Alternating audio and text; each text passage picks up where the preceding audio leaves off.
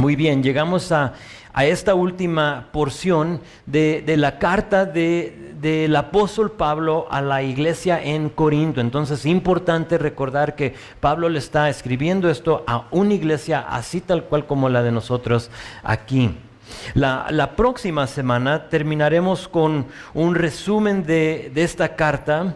Y terminamos viendo los últimos 4 versículos, que va a ser como la despedida de Pablo, que hay algo muy hermoso ahí en ello. Por eso quise mejor dejarlo para la próxima semana. Pero hoy todavía nos queda ver una última apelación de Pablo, y por tanto le puse así como título: una última apelación. Si has estado con nosotros, te has dado cuenta que esta ha sido una carta muy abierta, esta ha sido una carta muy directa. Pablo ha derramado su corazón, ha abierto su corazón. Hemos visto, a pesar de todo eso, las acusaciones y comparaciones que los corintios han hecho en cuanto al apóstol Pablo y los que llegaron después de él, que los conocemos como los judaizantes, que quisieron envenenar la fe de los corintios. Hemos visto la defensa o la vindicación de Pablo, y aquí con una última oportunidad, o sea, ya está por terminar, Pablo va a hacer 2 cosas. Pablo va a aclarar y aprovechar. ¿Aclarar qué? Va a aclarar algo de su ministerio una última vez, como lo ha hecho su defensa. Y hoy va nada diferente, va a aclarar una cosa, pero también va a aprovechar la carta para hacerles una última como interrogación a ellos. Va como que cambiar la escena, y ahorita les muestro dónde va a hacer eso. Los pondrá como en el estrado de testigos. Y ahora él va a ser el que les va a hacer preguntas a ellos. En lugar de él defenderse, ahora él va a cambiar la escena. Déjenles hago unas preguntas a ustedes. Pablo va a interrogarlos y les va a preguntar básicamente: ¿son o no son salvos? ¿Son o no son salvos? Casi como que les dice: ya paren de cuestionarme a mí y examínense en ustedes mismos. Sí, y ahí vamos a aplicarle unas cosas que creo van a ser de beneficio para nosotros. Entonces, esas 2 cosas, aclarar y aprovechar, y lo vamos a ver en 2 partes. Si tomas notas, es versículo 11 a versículo 19, le vamos a poner apelación por aceptación. Apelación por aceptación. Va una vez más pedirles esto, que lo acepten, que vean por qué, las diferencias entre él y los demás.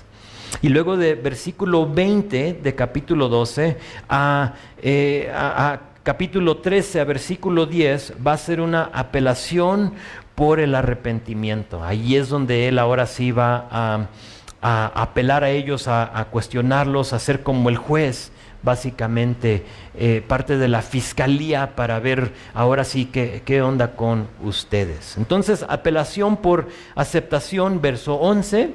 Síganme ahí, vean lo que dice: me he hecho un necio al gloriarme.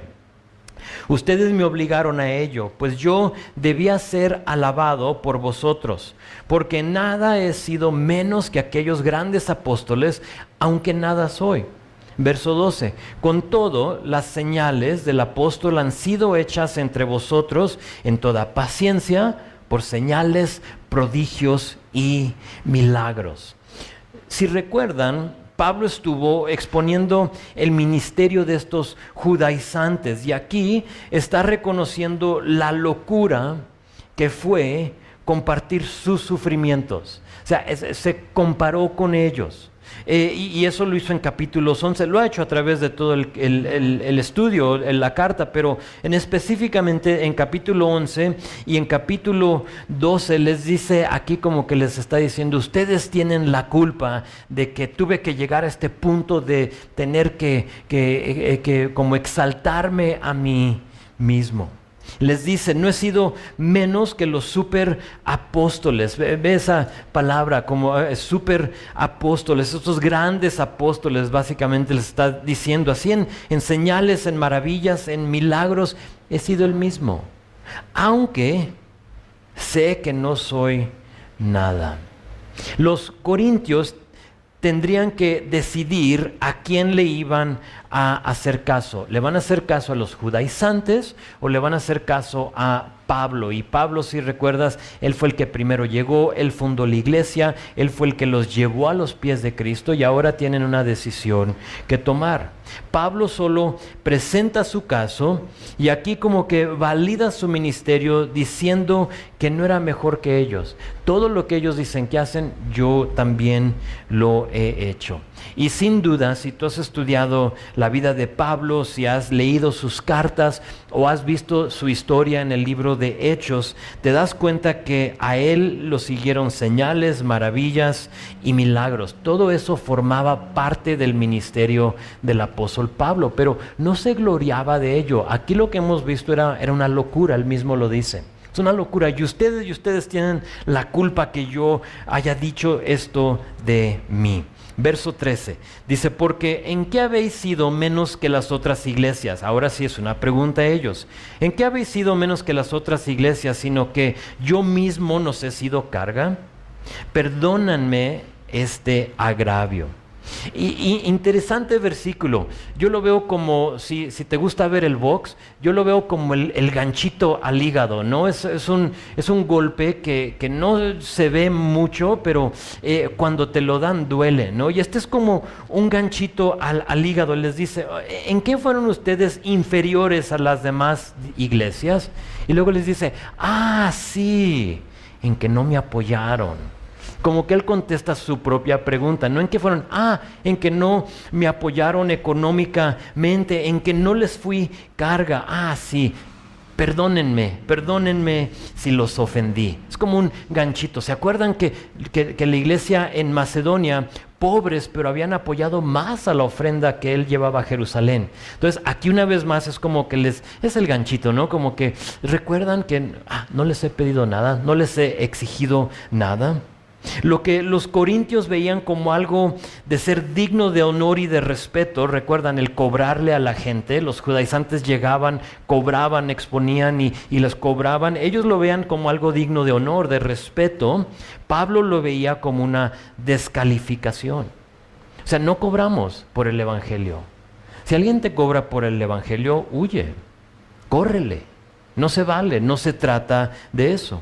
Ahora recuerden, nada malo con apoyar y proveer por el pastor, por las personas que están derramando de su vida para el bien de los demás. De hecho, que es bíblico que nosotros como iglesia apoyemos al pastor, pero Pablo no se refiere a eso aquí. Esto no era orgullo de la parte de Pablo, no está hablando de eso. Esto era diferenciarse de los que se aprovechaban de la iglesia. Ellos hacen esto, yo no lo hago. Y aquí les recuerda que no tomó ni un 5 de ellos. ¿Para qué? Para poder hacer diferencia de aquellos que querían solamente lucrar de la iglesia. Sigue con el pensamiento en versículo 14, vean lo que dice. Dice, he aquí, por tercera vez estoy preparado para ir a vosotros. Y no os seré gravoso, porque no busco lo vuestro, sino a vosotros. Pues no deben atesorar los hijos para los padres, sino los padres para los hijos. Les dice esto, les dice, voy a visitarlos una vez más, pero no pienso hacerles carga. Así como no lo he hecho, no lo voy a hacer una vez más. ¿Por qué? Dice, porque no busco lo vuestro, sino a vosotros. Ahí está la clave. Esa es la diferencia entre el ministerio de los judaizantes y el ministerio de Pablo. Y sabes, ese versículo, esa frase, no busco lo vuestro, sino a vosotros, debe de ser, en mi opinión, el himno de todo hombre que toma el púlpito como su ministerio. Que de ahí fluya todo lo que hace. No busco lo vuestro, sino que los busco a ustedes. De hecho, lo voy a ampliar un poquito más. Ese debe de ser el himno de toda persona que desea servir a Dios en cualquier capacidad en la iglesia. Porque servir a Dios en la iglesia es totalmente diferente a cualquier otro entorno. Cambia aquí la cosa con las cosas de Dios. Me gusta lo que dice otra versión en esa frase. Dice, no me interesa lo que ustedes tienen, sino lo que ustedes son. Servimos a Dios porque nos interesa el bienestar, el crecimiento, el desarrollo espiritual de los demás. Y jamás debe ser por lo que iremos a recibir. Si yo sirvo, entonces los demás me ven y me van a exaltar, ¿sí? O me van a respetar. Eso ya no se vale. No se vale usar a la gente, a la iglesia, a ustedes mismos, como, ¿cómo lo explico? Quizá como un escalón para alcanzar otra cosa. ¿Sí? Si sirvo aquí, entonces voy a lograr algo más.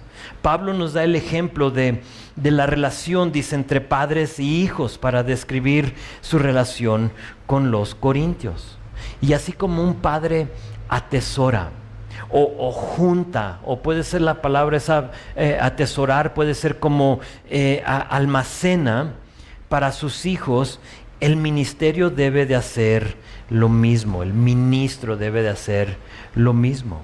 La idea es de que uno se sacrifica, se derrama su vida para los demás, y nosotros como padres sabemos que eso hacemos, ¿no? Que queremos derramar lo que tenemos, lo que somos, todo lo que sea por nuestros hijos, o por lo menos así debe de ser, ¿eh?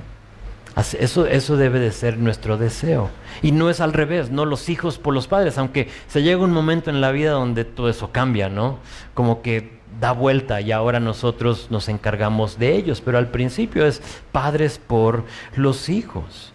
Y esto tiene que quedarnos muy claro si tú deseas servir aquí en esta iglesia. Si tú quieres servir, si tú quieres ser parte, formar parte de lo que Dios está haciendo aquí, eso es como lo más importante. Que tú no busques lo de la gente, sino que busques a la gente. ¿Sí? Servirles, derramar tu vida. ¿Por qué? Por lo que vamos a ver aquí en versículo 15. Vean lo que dice. Y yo, con el mayor placer, gastaré lo mío, y aún yo mismo me gastaré de todo por amor de vuestras almas. Fíjate, aunque amándolos más, sea amado menos. Con todo respeto, tengo que decir que esta es la cruda realidad del ministerio. Es eso. A veces uno ama más y la gente nos ama menos. Pablo sintió que entre más los amaba, menos lo amaban a él. Entre más sacrificaba para ellos, menos lo apreciaban. Y aquí está la cosa, cuando sirves a Dios porque Él te llamó a hacerlo, eso ya no importa. Sí, no importa, o sea, Pablo nota que él no dice, y porque yo los amo a ustedes y menos me aman a mí, me olvido de ustedes y ya no quiero nada con ustedes. Al contrario, él seguía amando. Pablo dice, con gusto, fíjate las palabras que usa, con gusto me desgastaré porque los amo. A mí, los que estuvieron en la escuela de ministerio aquí, los varones que estuvieron, a lo mejor recuerdan que les comenté en un tiempo que no me gusta usar la palabra invertir en la gente. Invierte en aquellas personas. ¿Por qué? Porque invertir da a entender que quieres algo a cambio, ¿sí? O sea, yo invierto y si no veo cambio en tu vida, entonces me entristezco, me molesto. Es mejor derramar. O me gusta la palabra que usa aquí Pablo, con gusto me desgastaré porque los amo. Y ese es el ministerio. Si el ministerio no se trata de que te vean, de que te exalten, de que te respete la gente, porque a veces entre más amas, menos te aman a ti. Entre más inviertes en la vida de alguien, menos te dan algo a cambio. No todos iban a percibir, no todos iban a captar el amor que Pablo tenía para ellos. Y sabes, así es el ministerio. Así es el ministerio, no todos lo perciben, no todos lo aprecian. Y es parte del ministerio. Y en los próximos 4 versículos, Pablo no puede hacer nada más que apelar a ellos una vez más. Véanlo conmigo, verso 16. Dice, pero admitiendo esto, que yo no os he sido carga, sino que como soy astuto, os prendí por engaño. Me detengo rápido para que vean que aquí en este versículo Pablo está hablando sarcásticamente. Está diciendo, me aproveché de ustedes con engaño. Pero sabes que está siendo sarcástico por el resto de los versículos. Si solo tomas ese, dices, mira, Pablo está diciendo que los engañó y que se aprovechó de ellos. Y algunos usan ese versículo para decir, sabes, en el nombre de Dios es bueno engañar a la gente. Pero no es eso, ¿ok? Tienes que asegurarte de no solo tomar un versículo y formar toda una doctrina de ella. Léelo en contexto, dice sí, pero admitiendo esto, estoy admitiendo que yo no os he sido carga, sino que como soy astuto, os prendí por engaño. Pero ve lo que sigue. ¿Acaso os he engañado por alguno de los que he enviado a vosotros? O sea, no sería congruente decir, yo los estoy engañando y luego preguntar, ¿acaso los he engañado? Entonces sabes tú ahí que él está hablando sarcásticamente. Verso 18, rogué a Tito y envié con él al hermano. ¿Os engañó acaso Tito? ¿No hemos procedido con el mismo espíritu y en las mismas pisadas? O sea, ahí te verifica que no estaba diciendo que los engañaba. Verso 19, ¿pensáis aún que nos disculpamos con vosotros? Delante de Dios en Cristo hablamos, y todo, muy amados, para vuestra edificación. Esta es, ya aquí es la última defensa de Pablo. Ya de aquí en adelante ya no se va a defender. Ya está por terminar de escribir y les está diciendo, no hemos engañado a nadie, ni yo, ni las personas que les he mandado. No hemos hecho eso, y ustedes bien lo saben. Al contrario, todo lo que hacemos es para, ver lo que dice ya al final, verso 19, para vuestra edificación o para fortalecerlos. Fortalecerlos. Esa era la definición y cómo podías tú describir el ministerio de Pablo. Él quería edificar a la gente, ser desgastado por la gente. Pues de aquí en adelante cambia la escena. Pablo deja como el puesto de acusado todo lo que le han dicho de esa defensa y se convierte ahora en el interrogador. Ahora Pablo ve y notamos este cambio como está como palpable de este momento en adelante. Como que él les está diciendo, ya basta con sus acusaciones. Ya estuvo, no más. Ahora tengo unas preguntas para ustedes. Y aquí es donde se pone bueno. Más que eso, creo que es la parte que nos corresponde a nosotros. La parte que creo que ahora sí podemos aplicar a nuestras vidas. Vean lo que dice verso 20. Es una apelación por el arrepentimiento. Y dice esto en verso 20. Pues me temo que cuando llegue, ya nos dijo que va por tercera vez, no os halle tales como quiero, y yo sea hallado de vosotros cual no quieres. Que hay entre vosotros contiendas, envidias, iras, divisiones, maledicencias, eso puede ser difamar a alguien, murmuraciones, soberbias, desórdenes. Verso 21, que cuando vuelva me humille Dios entre vosotros y quizá tenga que llorar por muchos de los que antes han pecado y no se han arrepentido de la inmundicia y fornicación y lascivia que han cometido. Pablo ya les dijo en versículo 14, disculpen, que iba a ellos. Y aquí les dice que no vaya a ser que cuando llegue los encuentre, dice, como no quiero. ¿Cómo es eso? En pecado. Dice, no vaya a ser que cuando llegue los encuentre en pecado y que me encuentren a mí como no quieren, como no lo querían ver, como juez de ellos.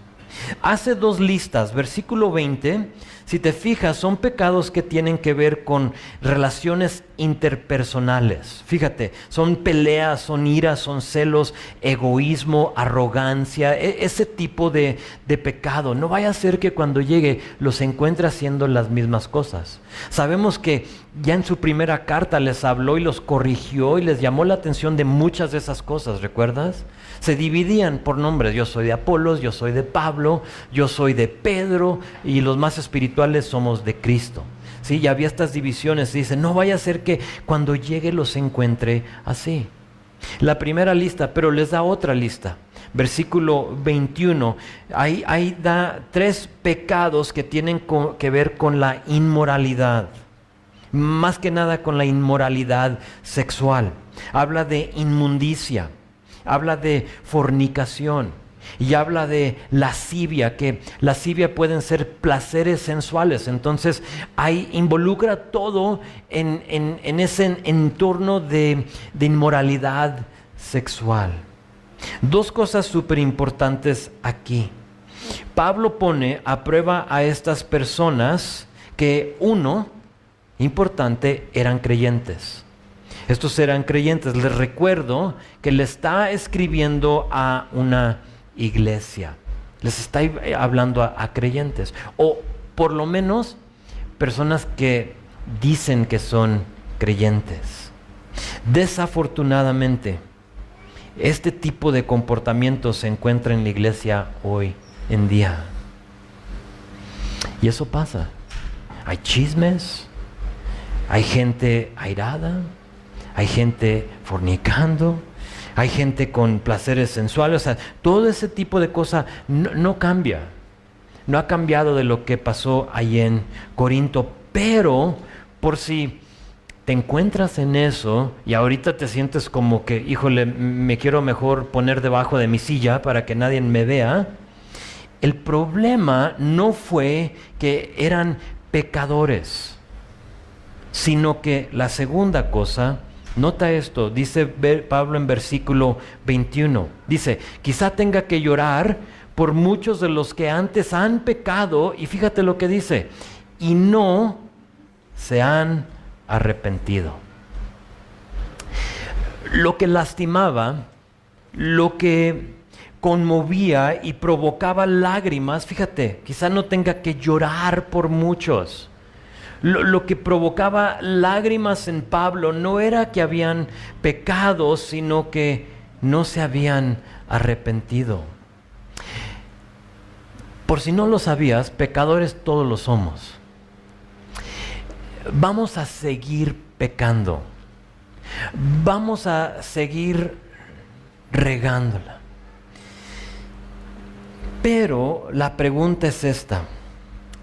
Eres creyente y sigues abiertamente abrigando el pecado.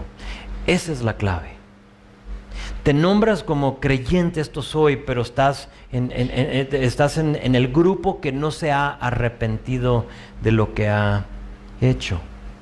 Como interrogador, ahora Pablo en esencia dice, tanto se han enfocado en mi credibilidad, tanto se han preocupado en difamar mi nombre, en hablar mal de mí, que ahora vamos a regresar a lo que de veras cuenta, su relación con Dios. ¿Sí? Se han estado enfocando en mí, ¿y qué onda con ustedes? Los corintios, entre otras cosas, tenían la costumbre de enfocarse en los demás sin tratar con su pecado. Y en general, cuando estás en pecado, es lo que hacemos. Pero sabes, la Biblia nos da un versículo para combatir eso, como una pastilla para si tú tienes ese tipo de problema. Y me gusta cómo lo dice la Nueva Traducción Viviente. Es Lucas capítulo 6, versículo 41, que dice esto. Tú lo sabes. Dice, ¿por qué te preocupas por la astilla en el ojo de tu amigo cuando tú tienes un tronco en el tuyo? Y me encanta esa traducción porque me gusta la imagen, el retrato que te da. O sea, una astillita. Esta semana me astillé aquí la mano y cómo duele. O sea, si te has astillado, y dices, ay, duele y molesta, y metes la mano a la bolsa, y me imagino en el dolor de tener una astilla, pero ¿qué tal de tener un tronco en tu ojo?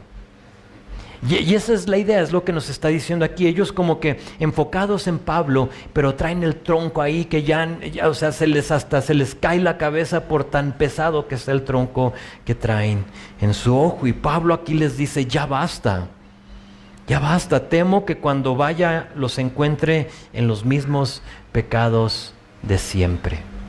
Más adelante nos dirá qué hacer para superar ese estado en el cual muchos creyentes se encuentran, abrigando el pecado.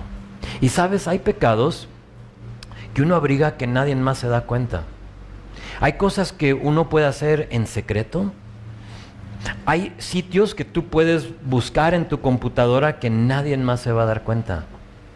Y llegamos aquí y nos vemos como debemos de ser, ¿no? O sea, nos vestimos bien, decimos las palabras, ya conocemos, saluda a alguien, busca a alguien, ve por el pan, ve por el café, escucha, aguanta al pastor por 1 hora que va a hablar, y vienes y te vas y tienes pecados secretos, cosas que nadie más ve.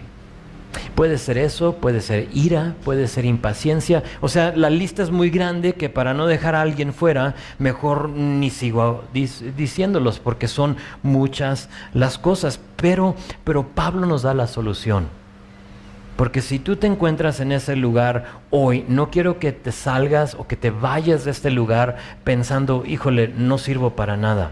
Condenado puedo usar. No quiero que salgas condenado. Pablo nos va a dar la respuesta. Capítulo 13, porque ahí terminó capítulo 12, es una continuación de este pensamiento, de lo que está hablando. Vean la continuidad, vean lo que dice en verso 1. Esta es la tercera vez que voy a vosotros. Por boca de 2 o 3 testigos se decidirá todo asunto.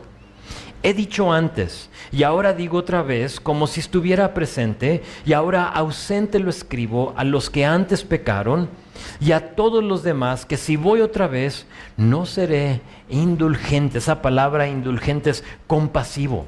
Si ves como Pablo está como, está diciendo, ahí vengo, y no voy a ser compasivo como me creen. O sea, ya lo han acusado de eso.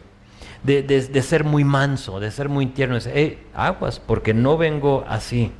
Entonces termina capítulo 12, Pablo retando a los corintios, hablando y exponiendo estos pecados en los cuales ellos se encontraban.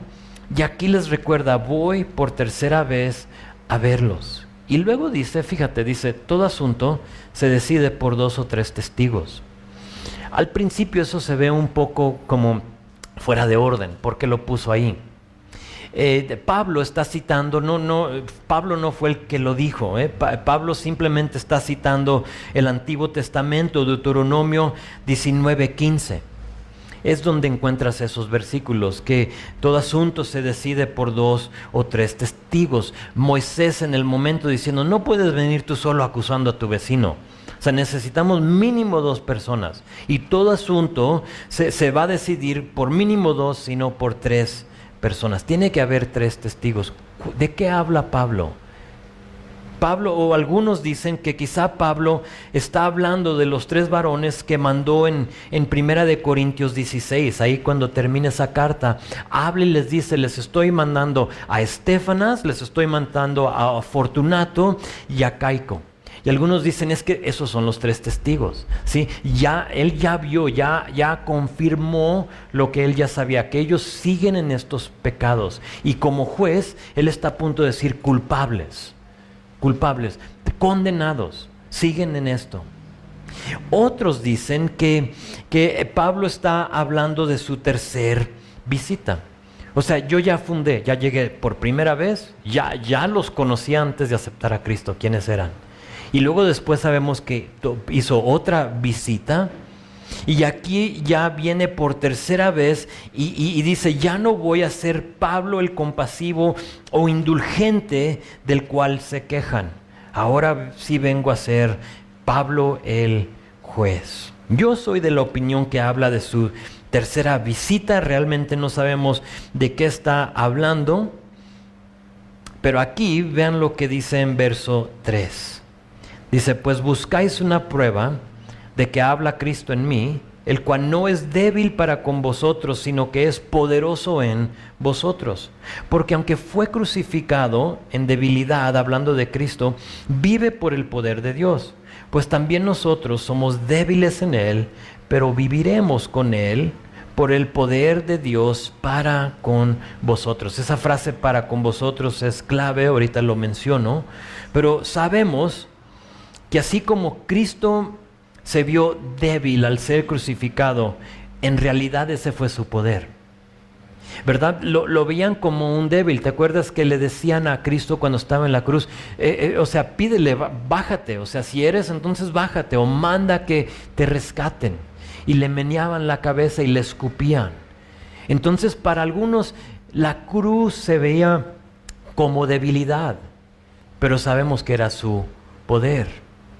Fue esa aparenta debilidad que realmente nos permite a nosotros decir, somos más que vencedores por medio de aquel que nos salvó.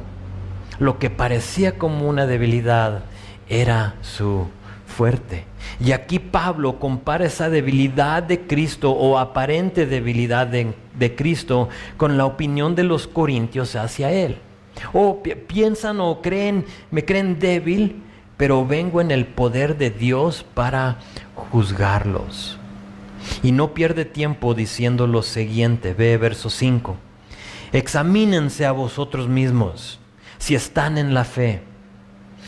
Probaos a vosotros mismos. ¿O no conocéis a vosotros mismos que Jesucristo está en vosotros, a menos que estéis reprobados? Mas espero que conocierais que nosotros no estamos reprobados. Aquí se pone buena la cosa. Veo a Pablo como este juez diciendo, examínense, pruébense. Usa dos palabras. La palabra examinar significa probar con el fin de conocer su calidad. Probar, examinar para saber su calidad. Es la misma palabra que usó Mateo en Mateo capítulo 4, versículo 1, donde dice, y Jesús fue llevado por el Espíritu al desierto para ser tentado por el diablo. Aquí en Mateo usa la palabra tentado, en Corintios usa la palabra examinados, en el griego es la misma palabra. ¿Qué pasaba o qué estaba pasando ahí con Jesús? Pues Satanás quería ¿qué? Quería probar la autenticidad, la calidad de Jesús. ¿Y a poco no fue lo que hizo? Lo probó 3 veces. Pero sabemos que Jesús pasó la prueba. Es la misma palabra. En general, la examinación la hace otra persona. Pero aquí Pablo dice, fíjate, examínense ustedes mismos para ver si están firmes en la fe. De hecho, usó otra palabra para explicar lo que está diciendo. Dice probaos, examinaos y probaos. Es una palabra diferente que significa reconocer como genuino después del examen. Es reconocer. Y sabes lo interesante es que otra persona puede examinar el fruto de nuestra vida, pero solo uno sabe a qué sabe. No sé si te ha tocado ir a la frutería y llegas ahí y ves es temporada de mangos, entonces vamos a usar el mango como el ejemplo. Llegas tú ahí donde están los mangos y lo examinas, ¿no? En general lo ves. Dices, ok, tiene el color correcto. Sí, quizá tú lo tomas en tu mano y checas así como la blandura. Sí, no quieres uno muy duro, pero tampoco no quieres uno que esté aguado. Sí, entonces ves el color, ves la blandura, quizá a lo mejor tú, porque tu abuelita te dijo, no, es el olor. Sí, entonces tú huélelos. Entonces y este tiene el olor que tú buscas. Entonces ya tiene color, tiene blandura, tiene olor, solo para llegar a la casa y partirlo y darte cuenta que está amargo. ¿No te ha pasado? O la sandía, ¿no? Mi papá está aquí con nosotros y de chicos sembrábamos sandía. Y yo recuerdo, o sea, a lo mejor, o sea, a ver cómo se escucha, ¿no? Se escucha hueca, o ahí donde está sentada sobre el suelo, crea una marca como amarilla, ¿sí? Y entre más grande, a lo mejor más dulce la sandía, solo para partirle dices, esta cosa está podrida por dentro, ¿sí? Y eso está pasando. Pablo aquí requiere que los corintios prueben la calidad de su fe, porque yo puedo verte y tú me puedes ver a mí. Y decimos, sí, él sí es un hombre de fe, pero ¿a qué sabe tu vida? ¿A qué sabe mi vida? Ahora, para probar la calidad de algo, lo tienes que medir contra otra cosa. Por ejemplo, el oro. El oro es probado para ver si es genuino, midiéndole contra las cualidades de oro que ya ha demostrado ser auténtico. ¿Sí? Entonces se prueba con qué. El oro se puede probar con la prueba de oxidación, a ver si se oxida. Si se oxida y te dice, mira mi anillo, y traes el dedo verde, amigo, discúlpame, pero ese no es oro. Se ve bonito y ojalá que no pagaste mucho por él, pero no es oro. El oro no oxida. Y también se puede hacer la prueba con el magnetismo, porque el oro tampoco crea magnetismo. Y son muchas las pruebas para verificar la autenticidad del oro. Y eso es lo que nos está pidiendo Pablo que hagamos, que probemos nuestra fe. Ahora, ¿cómo vamos a medir nuestra fe? Te da la respuesta. Es fácil. Pablo les pide que se midan, fíjate, según la cantidad de Cristo en ellos. Nota verso 5. ¿O no os conocéis a vosotros mismos que Jesucristo está en vosotros? ¿Sí ves la palabra en? ¿Cómo mides tu fe? Por la cantidad de Cristo en ti. Ir a la iglesia no te hace un cristiano, así como dormir en la cochera no te hace un coche. Si tú puedes dormir en la cochera y no soy coche, no. El otro día platicaba con una hermanita de su hijo que está desviado y le digo, oiga, pero ¿es creyente? Para mí eso es importante para saber cómo orar por él. Me dice, pues es que se creció en la iglesia. A lo que por poquito le digo, no le quise decir, por respeto. Pero, o sea, y si duerme en la cochera es coche. O sea, solo porque vas a la iglesia no te hace cristiano, ¿sí? La iglesia está llena de personas que vienen y van cada domingo, pero no tienen una fe verdadera. A veces pensamos que eso nos hace un creyente, pero no. Es más que eso. Comentaba un amigo esta semana en las redes sociales del día de angustia y publicó, es Proverbios 24:10 y allá hablaba de este día de angustia y qué hacer y dentro de las pautas, porque dio unas pautas y unos versículos para ayudarnos a no darnos por vencidos cuando estemos en medio de ese día de angustia. Después de eso, al final de su consejo, dijo algo que me impactó. Después de todo esto dijo, y esto es solo para aquel que es hijo de Dios. Entonces tú como no creyente, y las redes sociales son buenas para eso, para evangelizar. Y entonces él está diciendo, este es el problema del día de angustia, esta es la solución, y dio un montón de versículos bíblicos, y dice, pero eso es solo para el creyente. Entonces, si no eres creyente, ¿cómo vas tú a acudir a lo que dice la palabra para ayudarte en el día de angustia? ¿Sí están conmigo? Y luego después de eso, dijo esto y preguntó, y te lo voy a leer así como lo escribió. Preguntó, ¿lo conoces? Hablando de Jesús. Dijo, ¿lo recibiste en tu corazón? ¿Le rendiste a Él o te rendiste a Él como tu Dios? ¿Caminas con Él? Y luego dice, ¿confías en Él? ¿Lo amas? ¿Lo obedeces? ¿Lo honras? ¿Le pediste perdón por tus pecados? Y si tú quieres saber si tu fe es genuina, creo que esa es una buena lista, una excelente lista para medir la cantidad de Jesús en tu vida. Pensando en esas cosas. Pero hay otras cosas que podemos usar como vara de medir. Te doy otras preguntas. ¿Hay algo en mi vida que aflige el Espíritu de Dios?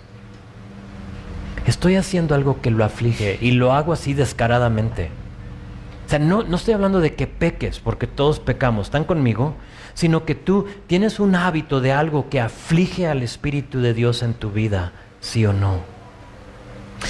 ¿Le he dado posesión, control o custodia de mi corazón a Dios? Me gusta esa palabra custodia. Es que tú le entregas todo, o sea, esto quizá era mío, pero te lo doy. Dice Proverbios 4:23 que del corazón mana la vida. Entonces, ¿qué sale de tu corazón? ¿Se lo has dado, se lo has entregado a Dios, sí o no? Dice Proverbios 21:2, la gente puede considerarse en lo correcto según su propia opinión, pero el Señor examina ¿qué? El corazón. El corazón. ¿Le has dado custodia a Dios de tu corazón? Todas esas preguntas y más, porque son muchas preguntas, se deben contestar en el afirmativo. Sí, sí le ha dado mi corazón. Sí lo amo, sí lo honro. Sí le ha dado mi corazón, excepto hay cosas en mi vida que afligen a su espíritu. Ahí es donde debes responder no. O por lo menos considerarlo, examinarte. Para los que afligen su espíritu, dice Pablo que nos hará reprobar el examen de la fe genuina. No sea que sean reprobados, eso es esa palabra. Son preguntas, yo sé, fuertes y serias, pero necesarias para nosotros hoy en día. Ahora fíjate cómo termina esta porción de su carta. Es con una oración, versículo 7. Dice, lloramos a Dios que ninguna cosa mal hagáis, no para que nosotros aparezcamos aprobados, o sea, no se trata de mí, sino para que vosotros hagáis lo bueno, aunque nosotros seamos como reprobados. Estoy dispuesto a que digan lo que quieran de mí. Porque nada, verso 8, podemos contra la verdad, sino por la verdad. Pablo sabía que si los corintios tenían una fe genuina, una fe real, que nadie, absolutamente nadie, ni ellos podían hacer algo contra esa verdad. O sea, si tu fe es genuina, puede entrar el judaizante y no te va a tumbar. Puede entrar una filosofía nueva, diferente a lo que tú conoces de la Biblia, y no te va a tumbar. ¿Por qué? Porque tu fe es genuina. Y si algo te ha tumbado, si tú estás en que, no sé, es muy probable que te tengas que hacer la pregunta, tú personalmente, ¿creo o no creo realmente? ¿Acepté, soy creyente o no soy creyente? Es algo fuerte, pero es lo que les está diciendo Pablo aquí. Él entró con la sencillez del mensaje, es Cristo crucificado, sepultado y resucitado al tercer día para el perdón de tu pecado. Y eso aceptaste. Y luego viene el judaizante y te dice, pero ¿sabes qué? También te tienes que circuncidar. ¿Chis, de veras? O también tienes que hacer esto o lo otro. Y entra otros tipos, cosas del mundo, se puede decir. ¿Para qué? Para tratar de tumbarte, de derribar tu fe. Y si tú te has dado a esas cosas, es muy probable, no te juzgo. Yo solo puedo olerte. ¿Sí? ¿Te toco? Sí. A veces no me gusta cómo hueles, pero digo, pues allá tú. Te toco, te observo, tiene el color de cristiano, sea lo que sea. Pero tú solo sabes lo que está en tu corazón. Tú solo sabes las batallas que están en ti. Los judaizantes podían entrar con sus ideas atractivas y enseñanzas seductoras, pero nada iba a prevalecer contra la verdad del Evangelio. Esa es la clave. Pablo oraba para que no rechazaran la exhortación que les acababa de dar, que no rechazaran las preguntas que les había hecho. Y sabes, era la oportunidad perfecta para el que orgullo entrara y diga: ¿por qué me haces esas preguntas? O sea, no me gusta lo que estás diciendo, pastor. ¿Qué no sabes que yo tengo 20 años de cristiano y luego te paras el cuello? Tengo ya 20 años caminando con el Señor. ¿Por qué estás haciendo ese tipo de pregunta? ¿Tú quién eres? Y eso es lo que está diciendo aquí Pablo. Está orando que ellos no rechacen lo que Él les está diciendo. No dejes que te pase a ti lo mismo hoy. No dejes que te gane el orgullo con estas preguntas que nos está haciendo aquí Pablo. Nos quedan 2 versículos. Vamos a concluir con ellos. Es versículo 9 y 10. Dice: por lo cual nos gozamos de que seamos nosotros débiles y que vosotros estéis fuertes, y aún oramos por vuestra perfección. Por esto os escribo, estando ausente, para no usar de severidad cuando esté presente. No quiero ser malo con ustedes, no quiero ser el juez. ¿Conforme a qué? A la autoridad que el Señor me ha dado para edificación y no para destrucción. Después de eso, Pablo se va a despedir. Sabemos que la iglesia en Corinto, la que existía en este momento, dejó de existir. No sabemos exactamente cuándo, pero sabes, para muchos de ellos les ganó la doctrina de los judaizantes, la doctrina del mundo, las cosas que invadió la sencillez del evangelio en sus vidas. Y por lo tanto ya la iglesia se deshizo. Y Pablo aquí escribe para que cuando llegue a ellos ya hayan tratado con el pecado que tan fácilmente los tropezaba. Dice otra versión que tan fácilmente los envuelve. Y ese es el pecado. El pecado tan fácilmente nos envuelve. Y Pablo no quería ser el juez, sino que aquel que los iba a edificar, que los iba a ayudar, que iba a seguir discipulando a los corintios. Noten lo que dice al final de verso 9. Dice: oramos por vuestra perfección. Este es el único uso de esta palabra en todo el Nuevo Testamento. Perfección. En ningún otro lugar vas a encontrar la traducción en español perfecto, perfección, pero no con este uso en la palabra griego. En griego simplemente quiere decir fortalecer o entrenar. Otra palabra puede ser madurar. Entonces lo podemos leer de esta manera: oramos por vuestra madurez. No tanto por tu perfección, porque ¿quién es perfecto? Ninguno. Entonces no confundas la palabra. A veces nos gana la traducción y decimos: no, pues no soy perfecto, entonces tiramos la toalla y pues sigo siendo pecador. Y realmente lo usamos como excusa.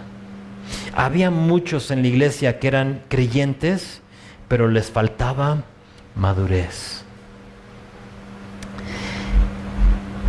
Siempre es más fácil culpar a nuestro carácter, a nuestros antepasados, a nuestra raza. Soy irlandés y por eso soy muy iracundo y explosivo. Supuestamente ellos así son, ¿sí? Entonces se echan la culpa. ¿Qué no me ves la barba roja? Soy de Irlanda, entonces por eso soy tan explosivo. Y culpamos esas cosas. Oh, es que mi abuelito así andaba y mi abuelita me tiraba chancla, entonces por eso yo tiro chanclas, ¿sí? Y eso hacemos. A veces culpamos nuestras circunstancias en lugar de tratar con nuestro pecado. Escúchenme bien. Lo único que nos va a hacer madurar o perfeccionar es la palabra de Dios. Entre más metas palabra a tu vida, más salen las excusas. La palabra te confronta de tal manera que ya no tienes excusa. Ya no puedes usar tu raza, o tus antepasados, o tu carácter, o tu abuelita, o tu mamá. La palabra rompe las maldiciones generacionales. No, pues es que es una maldición de toda mi familia y por lo tanto así soy. No se vale. Aunque hubo judaizantes que deseaban desviar a los corintios, Pablo aquí les dice que esto era algo personal. Examínate tú mismo. Ya no le podían echar la culpa a alguien más. ¿Por qué? Porque cada uno es responsable de tratar con su pecado y las cosas que le estorban para madurar. Entonces, ¿qué vamos a hacer nosotros?